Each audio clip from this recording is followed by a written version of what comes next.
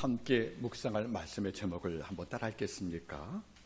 하나님이 그 구하는 것을 허락하셨더라. 이런 제목을 갖고 주의 말씀을 함께 나누겠습니다. 오늘 말씀을 우리가 정념을 다해서 경청하기를 부탁을 드리겠습니다. 말씀을 증언합니다. 한 벗과 대화할 때에 그 친구가 제게 이렇게 묻습니다. 물론 아픈 친구고 예수가 없습니다. 뇌수술 받고 이후에 퇴원 후에 저와 통화할 때에 그 첫 마디가 이렇게 제게 묻습니다. 예, 친구야, 그리스도인이 되면 무엇이 좋은데 예수 믿으면 무엇이 좋은 거니? 하고 제게 묻더라고요. 이럴 때 저는 한마디를 읽어주었습니다. 시편 65편 2절 말씀을 제가 읽어드렸습니다. 기도를 들으신 주여 모든 육체가 주께 나오리이다. 여러분들, 이 말씀이에요. 그 보자기 저는 말씀을 증거했습니다. 기도를 들으시는 주여 모든 육체가 주께 나옵니다. 여러분들, 예수 믿으면 뭐가 좋습니까? 많은 복을 받지만 제일 큰 것이 무엇입니까? 우리의 기도를 아버지가 듣고 있다는 겁니다. 이 나이스 말하지요. 기도를 들으시는 주여라고 담대히 고백을 합니다.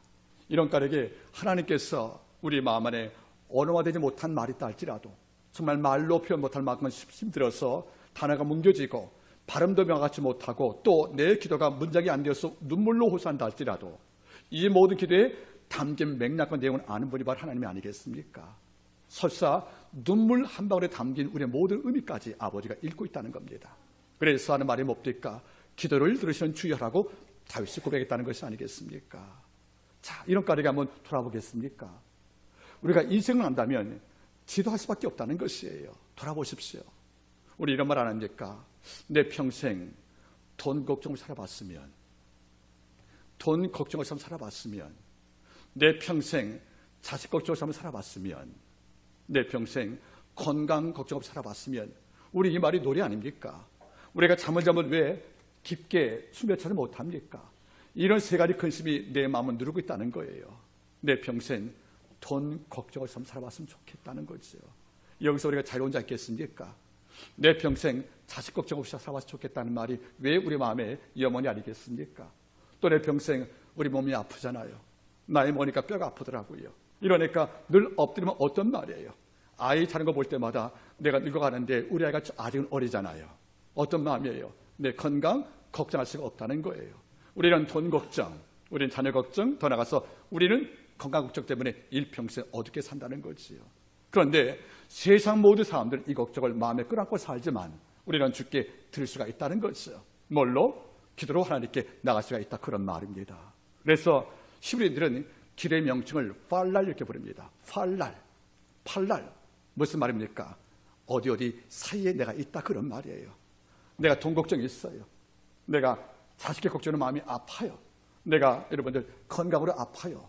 이 문제를 끌어안고 내가 세상과 하나님 사이에 내가 서 있는 거예요. 내 문제를 세상한테 맡기지 않고 하나님 사이에 두는 겁니다. 그래서 기도가 무슨 말인 것인가? 팔랄, 이 말 뜻은 내 짐을 나와 하나님 사이에 놓는다, 그런 말이지요. 하나님이 이걸 가져가시라고요. 그래서 시인이 말하는 거지요. 내 짐을 여호와께 맡기려면 이 짐을 마음에서 꺼내야 됩니다.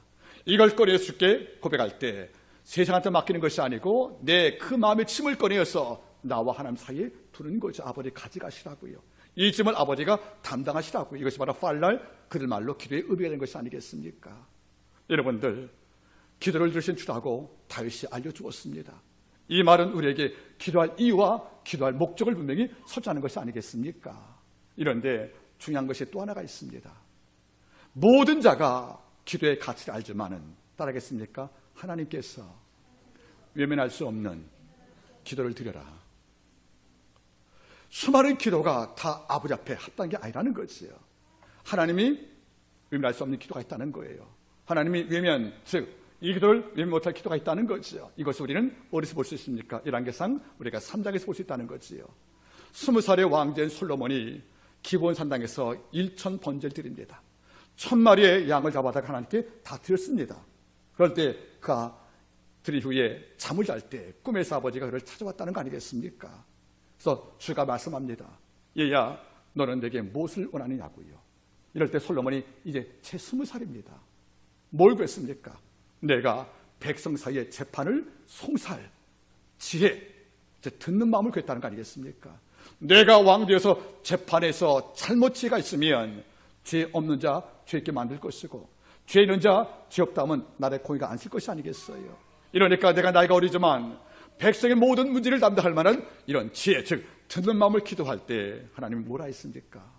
3장 10절 말씀에 솔로몬이 이것을 구하며 죄의 마음에 맞은지라. 솔로몬이 이것을 구하며 죄의 마음에 맞은지라. 아버지가 크기도 위할 수가 없다, 그런 말이에요. 그런 말이 뭡니까? 하나님께서는 네가 부도 영광도 구하지 않고 지혜를 구하더냐, 네가 구하지 않은 부와 영광을 준다고 말씀해 주셨습니까? 그리고 이후에 너 가망이 없다고 아버지께서 은총을 주었다는 거지요. 그래요, 어떤 기도는 아버지께서 외면할 수 없다는 거지요. 우리가 아버지 앞에 외면할 수 없는 기도를 든다는 것은 굉장한 복이 아니겠습니까? 이런 딸에게 우리는 기도할 특권을 얻었으며 그 기도가 힘이 쓰려면 아버지가 외면할 수 없는 기도를 들 필요가 있다, 그런 말입니다. 그건 그 기도가 어떤 것입니까? 너희는 먼저 그의 나라와 그의 의를 구하라. 그리하면 이 모든 것을 너희에게 더하시란 말씀이라는 거지요. 바꿔 말하면 아버지가 제일 기뻐하는 게 무슨 뭐겠습니까? 주의 나라가 임하고 주의 뜻을 이루기 위해서 하나님께 구하는 기도가 제일 크다는 것이 아니겠습니까? 오늘 이 부분을 함께 말씀부터 하여 나누기를 원하는 겁니다. 오늘 본문은 야베스라는 거예요. 그런데 야베스가 주께 기도할 때 아버지가 이 기도 외면할 수 없다는 거죠. 그 기도의 내용이 너무도 아름다웠기 때문에 성경은 말씀하는 겁니다. 하나님이 그 구하는 것을 허락했다고 말합니다. 우리 아버지가 기꺼이 그 소원을 아버지가 응축했다는 것이 바로 오늘 말씀의 내용인 것을 우리가 알 수가 있다는 거지요. 그럼 야베스가 어떤 기도를 드렸기 때문에 아버지가 그 구하는 것을 허락을 했을까? 아버지가 외면할 수 없는 이 기도가 어떤 내용을 담고 있을까? 이걸 볼 때마다 올라 우리가 기도를 드린 그분 앞에 나와 간구할 때에 이 기도를 우리가 닮아간다면, 이걸 우리가 배울 수 있다면 야베스의 복은 곧 내 복으로 전이되어서 우리 가운데 임재하지 않겠습니까? 이런 내용을 갖고 오늘 말씀을 함께 나누기를 원하는 것입니다. 자, 보시겠습니까? 오늘 본문은 야베스예요. 여러분들 성경 전부를 볼 때 야베스 이름이 한 번 언급이 되어서 그런 정보가 거의 없다는 겁니다. 이런데 성경 말씀을 조금 세밀히 보면 야베스 정보가 크게 세 가지가 됩니다. 첫 번째 뭡니까? 이역대상 4장 1절 보시면 그가 속한 지파가 바로 유다 지파입니다. 다시 말하면 이스라엘 12지파 가운데서 가장 탁월했던 유다 지파의 후손인 것을 우리가 알 수가 있다는 것이지요. 이 말은 무슨 말이겠습니까? 다른 모든 지파보다 이 지파는 명문 가문의 지파였다는 거예요. 그래서 통일이 서도 잘 보겠습니까? 광야에서 이스라엘 백성들이 장막을 메고 횡진하다가 밤에 잠시 머물고 장막을 풀고 잠을 잘 거 아니겠습니까? 이럴 때 12지파의 장막을 이제 모여서 땅에 배설할 경우에 동쪽 성전 앞에 있는 지파가 유다 지파입니다. 다시 말하면 동쪽을 차지해서 성전의 동쪽을 차지해서 아침에 해뜰 때 제일 먼저 빛을 받는 지파가 유다 지파라는 뜻이에요. 그만큼 뭡니까? 이 지파는 12지파 가운데서 가장 명성이 뛰어나고 그리고 가장 탁월한 지파로 인정을 받은 겁니다. 이런데 실제 이 지파에서 야베스 가문은 극히 미약했다는 거지요. 다시 말하면 우리 가문은 빛났지만은, 우리 지파는 빛났지만은 내 가문을 초라했던 이런 열등감을 마음에 갖고 있다는 것을 하나 알 수 있다는 겁니다. 두 번째가 어떤 정보입니까? 성경 말씀 바라보니까 어머니가 야베스를 할 경우에 이름을 지어주었어요. 자, 보겠습니까? 9절. 야베스는 그 형제보다 존귀한 자라. 그 어미가 이름하여 야베스라 하였으니 이는 내가 수고로이 낳았다 하였더라. 우리말은 번역이 참 순해요. 여러분, 야베스가 어머니가 준 이름인데 원래 야베스의 뜻이 뭔지 아십니까? 넌 내게 고통을 준 녀석이야, 이런 말이거든요. 그럼 이게 무슨 말이겠어요? 어머니가 아이 이름을 지을 때 야베스예요. 어떤 말이죠? 넌 내게 골칫덩어리야. 넌 내게 고통을 안긴 원체는 자식이야. 마치 창세기 35장에서 라헬이 길 가다가 베냐민이 낳잖아요. 그리고 내가 죽거든요. 이럴 때 그 라헬이 아이 이름을 첫 번째 뭐라 하셨습니까? 베노니. 너는 내게 슬픔 줬다 말하잖아요. 똑같은 거예요. 어머니가 베노니라 하면서 죽게 되었습니다. 그리고 야베스 어머니도 이 자식을 낳을 때 얼마나 고통스러웠으면 이름은 뭐죠? 야베스. 넌 내게 골통꼴이야. 넌 내게 고통을 줬어. 이런 말이거든요. 이 번역을 우리 한국 번역은 순화시켜서 하는 말이 뭐죠? 네가 날 수고로 했구나. 이런 말로 번역한 것이 아니겠어요. 다시 말하면 이런 말일 거예요. 어쩌면 번역은 두 가지지요. 어머니가 야벳을 낳을 경우에 이 구로의 산통이 심해서 고통을 느껴서 이름을 지었다든지, 또 한 가지 뭡니까? 유대인은 낙태를 못하거든요. 그러니까 자식이 많은 거예요. 근데 또 자식이 들어선 겁니다. 이러니까 낙태가 살인죄니까 자식을 낳을 수밖에 없어요. 근데 그 자식을 낳을 때 이미 형제가 많아요. 오늘 나오지 않습니까? 형제 주인한 말이니까 이거 복수거든요. 갖기는 어려운데 얘가 또 태어났단 말이죠. 이러니까 얘 출생은 기뻐할 이유가 못 되고 경제적인 가중치, 양육비 이런 모든 것이 함께 중첩이 되니까 어머니가 낳고로 기뻐할 수 없다는 말이에요. 그러면 야베스는 이다지파였다. 두 번째가 내가 출생할 때 아무도 날 기쁘게 말한 적이 없다는 거예요. 나는 어머니조차도 내 이름이 야베스예요. 넌 내게 고통을 준 자라고요. 이러니까 내 출생이 결코 환영받지 못한 복될 수이 아니었기 때문에 야베스 마음에 또한 상처가 있는 것이 아니겠습니까? 자, 그런데 성경 말했어요. 야베스는 형제 가운데 존귀한 자라고요. 여러분 놀랍잖아요. 그의 출생을 아무도 기뻐하지 않았고 그의 모든 출생에서 어머니의 고통을 주어서 이름도 야베스인데 성경은 먼저 결론 내렸습니다. 이 야베스는 형제 가운데 존귀한 자라. 여러분 놀랍잖아요. 야베스가 뭐가 따르겠습니까? 여러분들 니크밭, 여러분 따르겠습니까? 여러분들 니크바트, 이게 존귀한 뜻이에요. 즉 야베스는 모든 형제 가운데 니크바트란 말이 뭡니까? 왕이라는 뜻이에요. 머리. 모든 형제가 다 모여도 얘만 피났다는 거예요. 그리고 모든 형제가 다 모여도 얘만 넘쳤다는 겁니다. 부와 귀와 존귀가. 그래서 어떤 형제와 비교 안 될 만큼 탁월할 때 하는 말이 뭐죠? 니크바트 말 썼단 말이지요. 야베스가 니크바트가 되었다는 거예요. 출생 때는 아무도 그를 기뻐하지 아니하고 고통을 얹겨준 이런 못난 아들로 인정받았지만 야베스의 인생의 마지막 결론이 뭡니까? 그는 모든 형제 가운데서 니크바트였다는 것입니다. 어떤 형제 복도 야베스와 비교할 때 비교 안 될 만큼 탁월함을 입증한 것이 바로 야베스이기 때문에 우리는 놀랄 수밖에 없다는 것이에요. 여러분 가끔 제가 느껴봅니다. 내가 태어날 때 어머니가 내 이름을 뭐라고? 야베스. 넌 나에게 뭘 줬다고요? 고통. 이게 얼마나 상처예요. 만약 어머니가 야베스가 부르시기 어떤 말입니까? 우리말로 야베스가 이름 참 멋있지만 내용을 알면 이거예요. 고통을 준 놈아 이리 와, 이거 아니겠습니까? 그럼 어릴 때부터 이 이름이 내게는 상처인 것이고 어머니의 한솔의 음성이란 말이에요. 그러면 내가 이런 불행을 주고 왜 태어났을까? 이걸로 마음에 묶여있다고 치면 인생 막사입니다. 내가 출생부터 모든 자에게 환영받지 못했는데 내가 이런 인생을 태어났는데 내 출생도 이렇게 부족한 것인데 내가 무슨 희망이 있겠냐고 그렇게 태어났기 때문에 그렇게 산 것이 모두 우리의 일상사 아니겠습니까? 가끔 제가 언급을 하지요. 결손 가정들이요. 깨진 가정에서 내가 태어났다 칩시다. 그게 환경 그러니까 내 인생도 그렇게 산다고 설명하는 이유는 아니잖아요. 여러분들 내 가정에 남과 비교할 때 정상이 아니에요. 이런 이유가 내가 함부로 산다는 이유가 정당할 수 없는 것이 아니겠습니까? 오히려 진흙 가운데 연꽃 피는 것처럼 이런 어려운 환경 속에 내가 바르게 세워지면 그 산 핀다는 것이 아니겠습니까? 야베스는 위험했다는 거죠. 내 출생은 축복받지 못했어. 그러니까 어머니가 이름을 이리 줘줬어. 이렇게 빙자해서 내 인생을 함부로 살았다고 하면 그런 존재이라는 말을 들 수가 없다는 겁니다. 이런데 성경 말하지요. 형제 중에 가장 존귀했다는 거예요. 내 출생에 묶인 모든 불행을, 내 어릴 때 모든 상처와 열등감을 이걸 딛고 일어나 형제 머리에 올라갔던 야베스의 은총은 우리가 볼 때 너무도 큰 것이 아니겠습니까? 환경을 정당하여 내 인생을 함부로 살지 않기를 바랍니다. 그럴 환경에 우리가 묶여서 다시 말하겠습니다. 환경이 나를 삼키는 것이 아니고 내가 환경을 지배할 것입니다. 내가 어떤 여건 남과 비교할 때 그래요. 우리 흑수 맞아요. 우리 남만큼 부럽게 살지 못했습니다. 이런 많은 것들이 내가 여전히 함부로 살고 도덕을 파기하고 그리고 여러분들 인간 이하의 삶을 살아갈 만한 이런 이유의 정당할 수 없다는 것이 아니겠습니까? 하나님이요. 내 출생은 야베스여도 내 인생은 야베스가 되면 안 되는 겁니다. 어떻게 해요?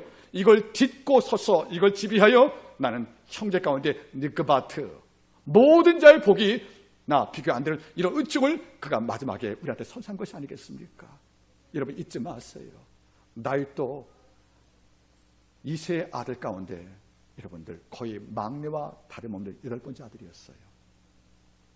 형 위로 인물이 탁월한 거 보세요. 사무엘도 첫째, 둘째, 셋째 볼 때마다 여기서 왕의 제목이 있다고 인정할 만큼 형들보다 탁월했거든요. 이런데 8번째 그 다윗이 왕이 됩니다. 왠지 아십니까? 내가 막내니까 막내같이 살겠다고요. 형들은 모두 사무엘 왔을 경우에 왕이 선택받기 위해서 옷을 꾸밀 경우에 나는 양의 우리에서 양의 배섬을 치웠어. 이런 인생이니까 내 미래가 없다고 이걸 단정을 지었으면 이 다윗의 인생은 여호와를 기본적으로 설명할 수 없다, 그런 말입니다. 그는 고통을 주는 아들로 이름 붙임을 받았지만 그의 인생은 하나님께서 존귀하다고 평가해 주었다는 말은 우리한테 많은 것을 상당히 많은 것을 잊지 말기를 바랍니다. 그러면 그 존귀함이 어디서 왔냐는 거예요. 역시 기도에서 왔다는 겁니다. 내가 남보다 못난 환경 속에 성장하는 이런 열등문제가 있다 할지라도 내 DNA가 남도 못난 이런 고통의 인정을 갖고 왔지만 여기서 먹지 않고 그는 이렇게 말하지요. 원컨대 주께서, 원컨대란 말이 뭐죠? 소망했다는 거예요. 내가 못났으니까 하나님께 원컨대 바라는 게 강요했다, 그런 것이 아니겠습니까? 여러분 잊지 마세요. 내 불행했던 출생과 어린 시절의 모든 슬픔들을 기도로 돌파하여 지배했던 것이 바로 야벳이라는 거죠. 내가 여호와께 아뢰어 가려되 원컨대 주께서 이렇게 말하잖아요. 여러분 원컨대란 말이 뭡니까? 내가 바라건대, 내가 소망컨대, 누구한테? 여호와께 아뢰었단 말이 뭐죠? 기도했다는 겁니다. 우리의 환경은 내가 바꾸기가 심히 어려워요.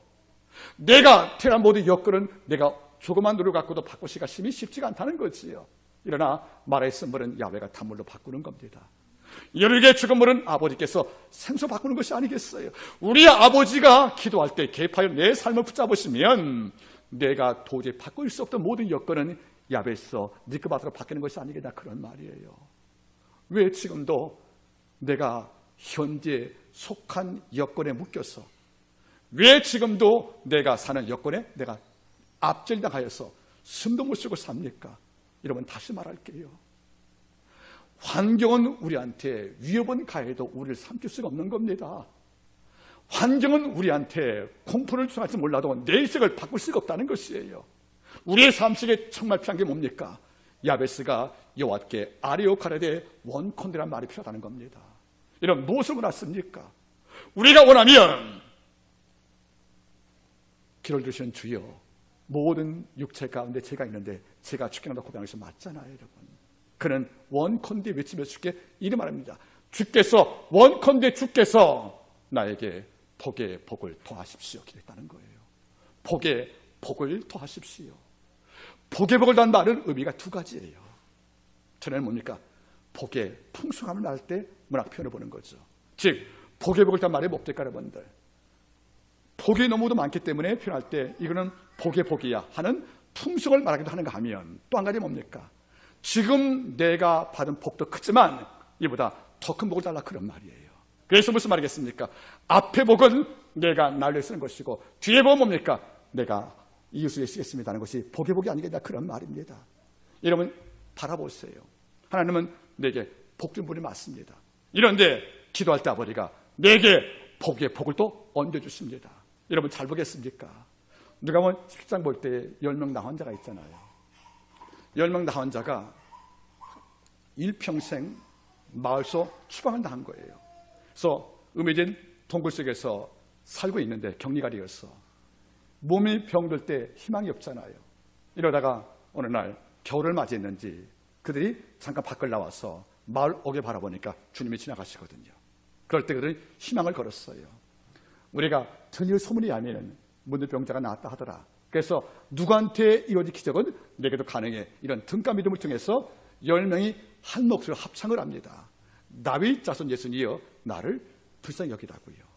주가 다 보신 거예요. 10명의 음식이 간절했기 때문에 그의 원컨대가 틀린 거죠. 우리의 원컨대 주여 내게 치유달라고요. 주가 가까이 와서 하는 말이 뭐죠? 마을에 들어가서 네 몸을 그 옛날 제장이 너에게 와서 문을병으로 확진하고 널 추방시킨 그 종을 찾아가서 네 병 나아서 보이라고 말씀하는 거예요. 여러분 사실 제가 설교 안 했습니까? 안수기도 한 적이 없는 거예요. 그냥 갈아있으니까 몸은 그대로예요. 그러면 상처가 있고 고름 있는 이 몸 그대로 갖고 마을 들어가면 구약에 의해서 투석살인 돌로 쳐 죽임을 당하는 것입니다. 그러면 갈등이 왔다는 거죠. 내 몸을 안수해서 나았다는 걸 증거를 받고 들어가는 것은 어렵지 않은데 지금 이것도 없이 그냥 들어가는 말씀했다는 거죠. 몸 바라보니까 여전히 뭡니까? 종기가 있고 골이 흐른단 말이에요. 현실은 병자 그대로예요. 말씀은 뭐죠? 가서 보이래요. 그래요. 내가 봤던 현실과 죄의 약속 가운데 우리를 선택할 필요가 있다는 겁니다. 이럴 때 여러분 나은 자가 보이는 현실은 아직도 환자지만 믿음으로 믿고 마을 갔다는 거지요. 따라하세요. 저희가 가다가 나음을 입었더라. 그래, 가다가 나음을 입었단 말이에요. 너무 놀란 겁니다. 낫고 간 것이 아니고 가다가 말이 맞죠. 순종의 결과로 치고 왔다는 것이 아니겠습니까? 10명은 선한 축격을 받은 거예요.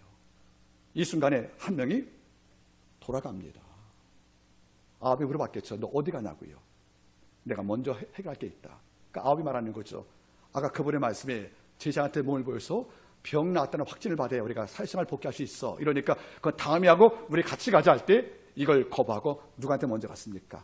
주님께 먼저 갔다는 거죠. 누가는 그 다음 표현을 이렇게 합니다. 저가 예수께 달려와 그 앞에 엎드려 사례하며, 사례가 뭐죠? 유카리스티아, 감사로 고백하며. 그 어떤 말입니까? 주님, 저를 낫게 해서 고맙다고 울은 것이 아니겠다는 거예요. 그래, 여러분 잘 보겠습니까? 10명 나은 자가 주께 기도할 때 복을 받았어. 어떤 복? 몸 나았다는 거죠. 이런데 돌아와서 주께 간구할 때 네 죄삼이 낫다고 죄삼도 받잖아요. 복의 복을 함께 받습니다. 여러분, 처음 복은 뭡니까? 내 병 나은 거예요. 그 다음 복은 뭡니까? 죄삼을 얻게 됐다는 말이죠. 이것이 뭐니까? 복의 복이란 말이에요. 저는 우리 한밖에 모든 성도가 남만큼의 복 받는 걸 원치 않습니다. 이걸 능가하는 오버컴, 극복하는 이런 엄청난 복의 복을 더하는 역사가 있기를 바라는 것이에요. 내가 풀을 잡았으면 아버지가 귀도, 그리고 권력을 잡았으면 지혜도, 그리고 내가 건강을 얻었으면 아버지가 명철 주어서 우리의 복이 완벽한 이런 복으로 살기를 원하는 겁니다. 그게 복의 복이라는 거지요. 전 이게 너무 좋아요. 야베스가 말하지요. 원컨대 주께서 내게 복의 복을 또하사. 아버지가 건강을 주었어요. 복 맞습니다. 우리가 말하는 거죠. 아버지 건강 복은 남도 받아요. 이걸로 만족 못합니다. 내게 엘리야의 갑절 영감 주시든 아니면 길가의 은이 돌처럼 했던 솔로몬의 복을 주시든 아버지요, 내가 모두가 받는 복 위에 또 하나의 복을 얻으심을 통하여 내가 복 있는 모습으로 살게 도와주십시오. 간구했던 것이 바로 야베스가 그런 말이에요. 여러분들, 믿음 안에 성령 충만의 지혜도 복의 복이라는 것이고요. 내가 높은 권력을 잡을 때 내 안에 명철 주어서 모든 자에게 감동을 줄 만한 지혜가 있다면 이것도 복의 복이 아니겠습니까? 그래요. 아버지가 에베소 3장 20절 우리의 온갖 구하는 것이나 생각하는 것에 더 넘쳐 능력하신 그분께서 아버지가 지금도 영광 임하고 있다는 거예요. 전 분명히 말합니다. 기독교인은 복을 받아야 합니다. 그 복에 내고 당할 줄 몰라도 복을 받을 것입니다. 왜? 복은 아버지의 선물이거든요. 이 땅의 복은 내가 만든 것이 아니고 아버지가 줄 복이란 말이죠. 이 복을 받을 경우에 야베스가 말하는 것입니다. 내게 그냥 복이 아니고 복의 복을 더하게 도와주십시오. 내가 정말 어려울 때 일용할 양식으로 끝나는 복이 아니라 일용할 양식으로 남을 먹을 수 있는 이런 복까지 복에 팽창을 주신다면 이 복을 아버지 생명을 난 복으로 역사하기를 원합니다. 기도한 것이 아니겠냐는 거예요. 여러분 돌아보십시오. 야베스가 출생할 때는 고통을 주는 아들로서 낙인 찍혔어요. 인생 마지막에 한 줄이 뭐죠? 형제 가운데 존귀한 자가 평가를 받았어요. 그 존귀함을 어떻게 받는 것인가? 이건 기도에서 왔다는 겁니다. 여러분 어떻습니까? 원컨대 주께서 내게 복의 복을 도하사 아버지가 복 위에 복을 얹게 하시는 복들로 채우신다면 우리 삶 속에 결핍이 없지 않겠습니까? 이어서 우리 야베스는 또 이렇게 말합니다. 10절 말씀. 야베스가 이스라엘 하나님께 아뢰 가로되 원컨대 주께서 내게 복의 복을 도하사. 그 다음 말이 뭐죠? 나의 지경을 넓히시고, 나의 지경을 넓히시고. 여러분 지경은 땅이에요. 땅의 경계를 말하는 거예요. 여러분 땅의 경계가 멀수록 내 땅이 넓은 거예요. 즉 내 땅이 넓다는 것이 지경이 머리 같다는 것이요. 여기서 뭘 넣습니까? 양식을 얻는 거예요. 여러분 잘 보겠습니까? 구약 때도 마찬가지고 땅은 굉장한 소중한 자산들이었어요. 그런데 지경 무슨 말입니까? 내 땅의 규모를 아버지가 넓혀게 됐단 말이지요. 여러분, 땅은 곡물을 얻는 보석이고요. 땅 속에 우물이 있고요. 땅 속에 광물이 있고 뭡니까? 땅 속에 목초가 있는 거예요. 그래서 내가 땅을 지배하면 엄청난 부를 얻을 수가 있다는 거지요. 이런데 그런 말하지요. 나의 지경을 넓히 쓰고. 여러분 잘 보세요. 그러면 우리는 말할 거예요. 야, 야베스가 구하는 기도가 물질밖에 없네. 참 기도가 좀 가치 없구나. 왜 영적 가치를 구하지 않고 땅만 구했을까? 하지만 우리가 성경을 잘 이해 못하는 거예요. 여러분 잘 보겠습니까? 내 땅이 넓어졌어요. 그러면 소득이 많아지고 국산물이 많죠. 많으면 지경 밖의 백성한테 양식을 우리가 베풀 수가 있다는 겁니다. 여러분, 왜 지경을 넓이고 했습니까? 이제까지는 내 땅으로 남 먹고 살았지만은 내 지경 넓어져서 수많은 곡식 거둬서 내가 어느 곡식으로 여리고의 어려운 자에게 양식의 반을 주었던 바로 삭개오처럼 주님, 내 지경 쏟은 모든 콧물로 많은 백성의 굶주림과 배고픔을 채울 만한 이런 복달을 기도한 것이 뭡니까? 넓은 지구였던 야베스의 마음이 아니겠냐, 그런 말입니다. 여러분 잊지 마세요. 내가 살아야 남 살리는 거예요. 내 땅에 많은 복을 받아 이 복으로 우리 가문을 세우는 거란 말입니다. 여러분, 형제의 찬송과 형제 홀이 뭡니까? 우리 모두 형제가 날 바라보고 내가 사는 거예요. 여러분들, 돌아가신 애플사의 창업자 스티븐 잡스가 한 말이 뭡니까? 나는 천재 한 명이 한 국가를 먹이 살림을 내가 믿고 있다는 거예요. 한 국가를 누가 먹이 삽니까? 천재 한 명이 먹이 살는 거예요. 이러면 잘 보겠습니까? 그가 만든 스마트폰이 물론 불량도 많이 있습니다. 이걸로 여러분들 미국 사회의 모든 노동자가 직업을 얻거든요. 그러니까 그런 말하는 거였어요. 물론 오해의 소지가 있습니다. 평범자 1000명이 만드는 생산 가치보다 천재 한 명이 만든 이런 가치가 한 국가의 도시를 산다는 것이 그 지론이라는 것이 아니겠습니까? 마찬가지예요. 어떤 가문의 10형제가 다 잘 되면 좋겠지만 이건 드물거든요. 그러나 내가 10형제 가운데서 지금을 넓게 할 복을 받아 내가 한 가문을 이끌고 갈 복을 받는다면 그 나라 모든 가문이 함께 복을 받는 것이 아니겠습니까? 이런 까닭에 형제 가운데 한 형이라도 큰 복을 받을 필요가 있다는 거 아니겠습니까? 이 중심에 존귀했던 야베스가 쓰임받은 것이 아니겠습니까? 잊지 마세요. 오늘 기도할 때 말하십시오. 제가 4형제입니다. 제가 5형제입니다. 제가 6형제입니다. 주님, 우리 모두 형제가 다 잘 살지 못하지만 내게 형제를 살릴 만한 지경을 넓게 하서 내 복으로 우리 가문과 내 부모와 우리 모든 일가가 함께 살기를 소망합니다. 여러분 고맙잖아요. 여러분들. 전 지금도 영화 써니 있지, 써니. 영화 써니 알아요? 그 영화의 마지막 장면 기억하세요, 여러분들. 어릴 때 이른바 껌도 씹었던 그 아이가 성장해서 각자 인생을 사는 건데 그중에 리더였던 바로 그가 큰 사업자에서 큰 돈을 벌어요. 근데 그 암에 걸려 죽잖아요. 그럴 때 여러분들 이혼 남기지 않습니까? 어릴 때 껌 좀 먹고 좀 춤을 췄던 친구 다 모아다가 어떻게 합니까? 나 장례식 갈 때 부탁을 2가지예요. 유서 공개하고 그리고 우리가 써니 춤을 췄던 걸 장례식장에 해달라고 나오잖아요. 그죠? 그때 유서 공개할 때 하는 말이 뭡니까? 내가 모았던 모든 재물을 다 분배할 때 그는 가족이 없으니까 술집 나간 여자에게 재활치료 맡았어 여러분들 그 자에게 가게 내주고요. 보험하는 그 친구한테는 1년치 보험을 들어서 여러분들 보험왕을 만들어주고요. 아파트 친구에 아파트 사주고요. 작가의 꿈을 꿔던 친구한테는 여러분들 출판사에 수사 만들어서 나중에 세워주라고 이걸 다 분배하거든요. 그때 마지막에 이렇게 울지 않습니까? 누가 내 받은 큰 복을 통해서 친구 모두 6명이 다 살거든요. 그래서 여러분들 장례식 때 써니 노래 나오면서 춤을 추는 장면이 너무도 마음에 감동되는 것이 아니겠어요? 여러분 잘 보세요. 우리가 복을 받는 것은 나 혼자 높아있다는 야망이 아닌 거예요. 내 받은 복이 넘쳐서 이웃에게 내 가문에게 힘지게 쏴보지요. 지경을 받는 것이 마땅한 것이 아니겠습니까? 이 복을 여러분이 받기를 바라는 것입니다. 오늘 기도하세요. 내게 복의 복을 도와서 나의 지경을 넓히시고 내가 살아서 내 곁에 모든 자에게 사람을 줄 수 있는 역사가 내가 쓰임받기를 바라는 것입니다. 그런 말이 무슨 말이겠습니까? 함께 보세요. 주의 손으로 나를 도우사 나로 환난을 벗으나 근심이 없게 하옵소서. 주의 손이 나를 도우사 에제르 뭐죠? 나를 꽉 붙잡으사 주의 손이 나를 꽉 붙잡으사 날 도우사 뭡니까? 나로 환난을 벗어나 근심이 없게 하옵소서. 여러분, 환난이 뭐겠어요? 세 가지예요. 가난, 질병, 전쟁입니다. 그러면 가난과 질병과 전쟁을 환난의 이유로 봤다는 거죠. 그럼 무슨 말입니까? 주께서 나를 도우사 주님, 제발 나 돈 걱정 않도록 주님 이 가난에서 날 벗게 도와주십시오. 아버지 하나님이여, 주에서 나 도우심을 통하여 나로 몸이 아프 질병에서 자유케 하사 어떤 일로 내 육체가 살아나길 원합니다. 그리고 전쟁을 통하여 가족이 죽고 이별한 일이 없도록 이걸 기도한 것이 뭐니까? 야베스의 기도가 아니겠습니까? 여러분 돌아보세요. 우리가 가난한 아버지 벗게 도와서 기도하면 아유 고생하지 못해 무슨 돈 문제 기도하냐? 여러분 아닌 거예요. 주의 기도 가운데 일용할 양식이 포함되어 있습니다.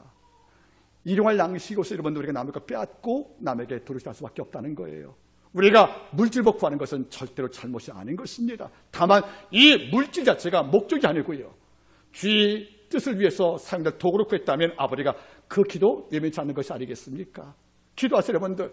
주의 손이 날 도우사 나로 환난을 벗어나 근심이 없게 하옵소서. 이제 평강을 기도했다는 겁니다. 여러분 어떻습니까? 이런 기도를 야베스가 간구했고 이것을 원컨대 매일 간구할 때 그는 출생의 불행을 접고 마지막에 형제 가운데 비관의 복으로 쓰임받아 존귀한 모습으로 인정받은 것이 아니겠습니까? 여러분 어떻습니까? 이런데도 우리가 기도 안 하겠습니까? 내가 아버지 앞에 원컨대 주께서 내게 복의 복을 도하사 나의 지경을 넓히시고 주의 신이 날 도우심으로 나로 모든 환난을 벗어나 근심만의 복을 간구할 때 하나님 그다음 말씀하셨지 않습니까? 하나님이 그가 구하는 것을 허락하셨더라. 물질을 구했지만 아버지가 허락했다는 거죠. 왜? 물질 구했던 최종 목적이 사람을 살리는 거였으니까. 그래서 하나님이 그 구하는 것을 허락했다고 성경 말씀하는 거예요. 이 결과 야베스는 존귀한 자가 되어서 늙고밭대가 되어서 형제의 가문을 살던 여리파의 영광을 회복한 것이 아니겠습니까? 오늘 말씀을 제가 맺기를 원합니다. 여러분들 우리는 돈 걱정, 건강, 자녀 걱정으로 우리는 걸 인생을 우리는 슬프게 할 수밖에 없다고 인정을 합니다. 그 걱정 자체는 우리가 어쩔 수 없다고 생각합니다. 이런데 하나님께서 말씀했죠. 모든 혼란에서 벗어나 근심이 없게 하옵소서. 이제 이 말을 인용하겠습니다. 제가 늘 좋아하는 말이에요. 아고스티누스의 글 가운데 이런 말이 있습니다. 지나간 과거는 하나님의 자비에 맡기고 닥친 현재는 하나님의 사랑에 맡기고 다가올 미래는 아버지의 섭리에 맡기자고요. 다시 한번 따르겠습니까? 과거는 하나님의 자비에 맡기고 현재는 하나님의 사랑에 맡기고 미래는 하나님의 섭리에 맡겨라. 근심에 속일 수 없다는 거죠. 이제 하나님께서 내 근심 중심에 올 수 있도록 기도로 하나님을 초청할 것입니다. 그러면 시편 60편 2절 말씀, 기도를 들으신 주여 모든 육체가 죽게 나올 때 시편 2편 말씀, 내게 구하라 내가 열방을 위협으로 주리니 내 소리가 땅 끝까지란 말씀이 응답이 되는 것입니다. 오늘 이후에 한마디 모든 기업들, 우리의 가정들, 넓어지는 지경, 그리고 복이 복을 더하는 복의 풍성함들, 그리고 더 나아가서 어떤 것입니까?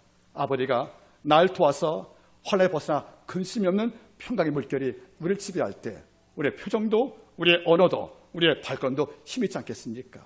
이 야베스 복을 허락하는 그분 앞에 다시 한번 엎드려 기도하기를 주님으로 축복합니다. 기도하겠습니다.